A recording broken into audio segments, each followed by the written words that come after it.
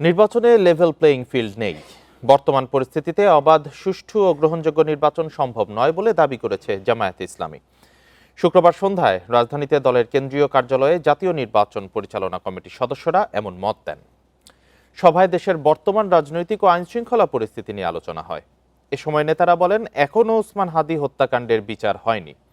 দেশে সন্ত্রাস নির্মূলে দৃশ্যমান কোনো অগ্রগতি নেই বলেও দাবি করেন তারা। প্রতিদিনই হত্যাকাণ্ড ঘটছে, অথচ অবৈধ অস্ত্র উদ্ধারে সরকারের উল্লেখযোগ্য সাফল্য দেখা যাচ্ছে না বলেও অভিযোগ জামায়াতের। বিজলি কেবলসের স্কিন কোটেড ইনসুলেশন আগুন প্রতিরোধী। বিজলি কেবলস, নিরাপদ আজীবন। সেই সাথে প্রশাসনের পক্ষপাতিত্বেরও অভিযোগ করেন দলটির নেতারা। অবাধ ও সুষ্ঠু নির্বাচন নিশ্চিতে চিহ্নিত সন্ত্রাসীদের গ্রেপ্তার ও অবৈধ অস্ত্র উদ্ধারে কার্যকর ব্যবস্থা নেওয়ার আহ্বান জানান তারা।